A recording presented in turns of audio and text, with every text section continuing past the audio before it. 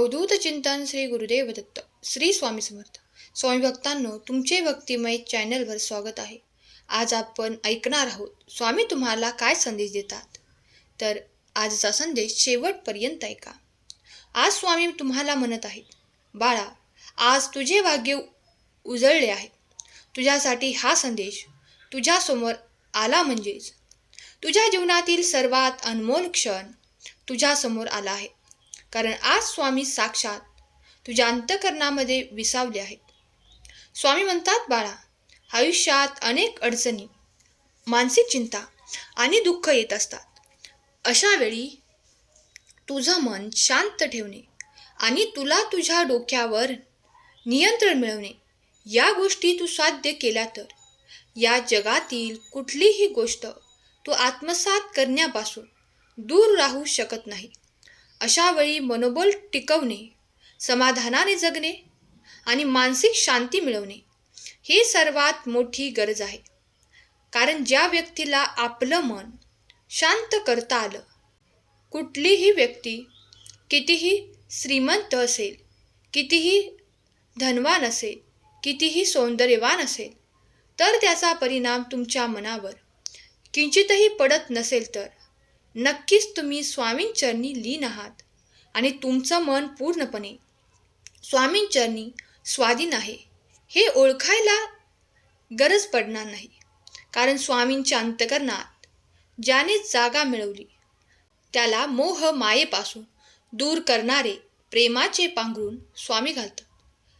देव सांगतात, आयुष्यात जर तुला काही मिळवायचं असेल तर सर्वात महत्त्वाचा घटक म्हणजे तुझी मनशांती. ज्याला मनशांती नाही तो आयुष्यामध्ये कुठेही सुखी राहू शकत नाही. तुम्हाला जर म्हणणे पटत असेल तर होय स्वामी आई, मला तुमचे म्हणणे पटत आहे असे कमेंट करा.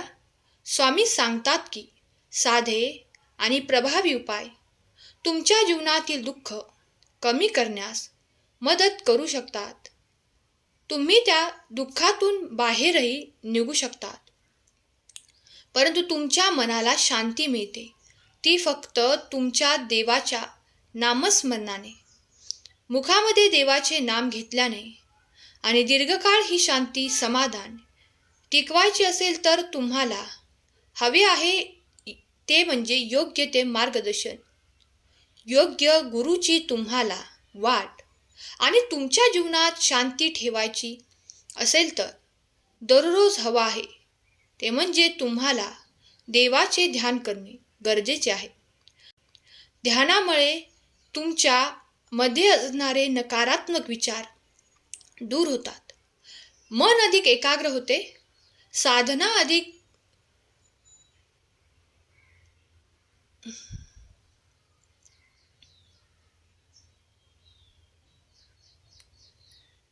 ध्यानामुळे तुमच्यात असणारे नकारात्मक विचार दूर होतात, मन अधिक एकाग्र होते, साधना अधिक होते, तुमची आध्यात्मिक उन्नती होते.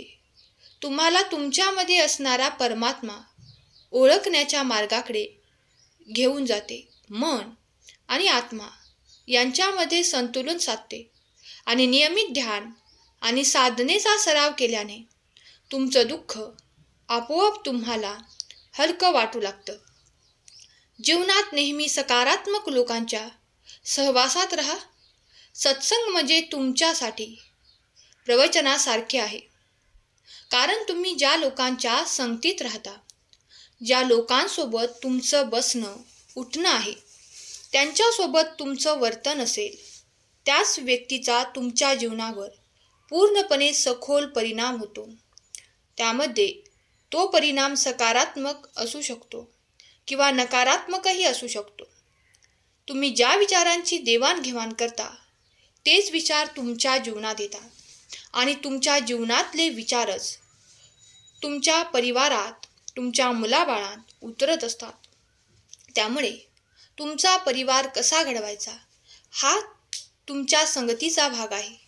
अशा संगतीत राहिल्याने मनावरचा ताण हलका होतो. ज्या ठिकाणी तुम्हाला देवाचे ज्ञान, आध्यात्मिक ज्ञान ऐकायला मिळतं, आशा व श्रद्धा वाढतात. सत्संगामुळे आत्मविश्वास वाढतो आणि दुःखांना सामोरे जाण्याची ताकद मिळते. जिथे आत्मविश्वास वाढलेला आहे त्या ठिकाणी संयम आणि समाधान या गोष्टी तुम्ही स्वीकारू शकता. अनेक वेळा दुःख हे अपूर्ण अपेक्षांमुळे निर्माण होते. स्वामी सांगतात, आयुष्यात जे काही मिळालं आहे, जे काही देवानं दिलं आहे, त्यामध्ये समाधानी राहा. पुढचा खूप श्रीमंत आहे, मी अपंग आहे, त्याला 2 पाय आहेत, मला एकच आहे, मला 2 डोळे आहेत, त्याला एकच आहे, त्याच्याकडे खूप पैसा आहे, माझ्याकडे नाही, माझी गाडी मोठी, त्याची गाडी छोटी. या गोष्टींमध्ये जर तुम्ही गुंतून राहिलात तर कधीही तुम्ही आयुष्यात पुढे जाणार नाही आणि तुमचं मन कधीही सुखी राहणार नाही. विचार करत असताना देवाने तुम्हाला काय दिलं आहे हे पहा. देवाने तुम्हाला जे दिलं नाही ते तुमच्यासाठी योग्यच नव्हतं, यामुळे देवाने तुम्हाला ते दिले नाही. संयम ठेवणे हे खूप परिस्थितीत कठीण असते. या कठीण परिस्थितीमध्ये मन शांत ठेवणे, संयम ठेवणे, समाधान ठेवणे आणि या मोहमायेपासून दूर करणे हे ज्याला जमलं तो आयुष्यामध्ये सर्वात समाधानी आणि सुखी मनुष्य बनतो. आपण केलेल्या कृती किंवा निर्णय हे अनेकदा दुःखाचे कारण असतात. कारण आपण एखाद्या व्यक्तीला पाहून जर आपण त्याच्यावर चिडून क्रिया करत असतो तर तो आपला ईर्ष्या करतो. ईर्ष्यामध्ये केलेले कुठलेही कार्य आपल्यामध्ये राग निर्माण करते आणि रागामध्ये घेतलेला निर्णय हा नेहमी आपल्याला धोक्यात घालत असतो. त्यामुळे आत्मपरीक्षण करा. आत्मपरीक्षण करून आपल्यासाठी योग्य काय आणि देव आपल्याला काय देत आहे या गोष्टींचा विचार करून गोष्टी स्वीकार करा.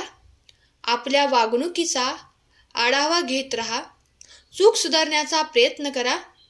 जेव्हा आपण स्वतः समजतो तेव्हा आपोआप आपली दुःख कमी होऊ लागतात. आपले मन हलके होते. आपली देवावरची श्रद्धा वाढते आणि देवावर श्रद्धा ठेवा तर तो तुमच्या सोबत जी काही संकटे येणार आहेत ती तुमच्या बाजूने दूर करतील, परंतु तुमच्यापर्यंत कधीही येऊ देणार नाहीत. ज्या व्यक्तीच्या आयुष्यात कितीही संकटे आली, कितीही वाईट प्रसंग आले, तरी त्याने संपूर्ण प्रसंग हा देवाच्या चरणाशी लिंक करून देवावर सोपवला आहे. त्याच्या जीवनात चांगल्या वाईट छोट्या मोठ्या गोष्टींचा काहीही परिणाम दिसून येत नाही. जर देवावर पूर्ण विश्वास असेल तर मानसिक आधार मिळतो, योग्य तो मार्ग मिळतो. स्वामी सांगतात की भक्ती ही केवळ विधी नसून ती एक हृदयाची चावी असते. जेव्हा आपण आपल्या देवाची पूजा करतो, देवाला नैवेद्य दाखवतो, देवाची रोज साफसफाई करतो, हे केले म्हणजे तुमचे देवाप्रती असणारे प्रेम आहे. ते तुमचे कर्तव्य आहे, काम आहे जे तुम्ही रोज करत आहात. परंतु तुमच्या अंतःकरणातून तुम्ही देवाला बोलले, देवाशी तुम्ही हितगुंज साधले, देवाला तुम्ही तुमची दुःख अडचणी आपल्या अंतःकरणातून सांगितल्या, देवाने एखादा चमत्कार संकेत दाखवला तर तो स्वीकारणे, ओळखणे याला खरे प्रेम म्हणतात. देवावरचा विश्वास म्हणतात आणि भक्ती श्रद्धा म्हणतात. फक्त देवाला महागड्या वस्तू दिल्या, देवाला मोत्याचे हार, सोन्याचे हार जरी दिले, कपडे घातले तरी देव कधीही तुझे वस्त्र स्वीकारत नाही. पण जर तुम्ही प्रेमापोटी फाटकी चिंधी जरी देवाला दिली तरी सुद्धा तो देव स्वीकारत असतो. देवाला तुमच्याकडून काहीच नको, फक्त देवाच्या चरणी तुमचं मस्तक असावं आणि देवाच्या चरणावर तुम्ही लीन असावं. देवावर विश्वास ठेवावा आणि आपल्या पाठीशी कितीही संकटे आली तरी आपला परमेश्वर आपल्या सोबत आहे हे ज्या दिवशी तुम्ही ओळखाल त्या दिवशी तुम्ही तुमचे आयुष्य जिंकाल. देवाला कितीही मोठ्या वस्तू दिल्या तरी त्याला त्या नको असतात, कारण देव फक्त तुमच्या श्रद्धेचा भुकेला आहे. दुनियेतील कितीही मोठे दुःख असले तर ते तुमच्यासमोर अतिशय शून्य वाटू लागेल, कारण त्यावेळी तुम्हाला माहीत आहे की करता करविता ब्रह्मांड नायक स्वामी समर्थ महाराज आहेत. स्वामी महाराज माझ्या समोर आहेत. माझ्या पाठीमागे त्यांचा हात आहे. त्यामुळे मला घाबरण्याची गरज नाही, कारण कितीही मोठे संकट असले तरी स्वामींपुढे ते संकट अतिशय शून्य आहे. आणि देवाकडे अशक्य असे काहीच नाही, कारण सर्व शक्य करणारे स्वामी माझ्या सोबत आहेत. अशक्य ते शक्य होणारच आहे.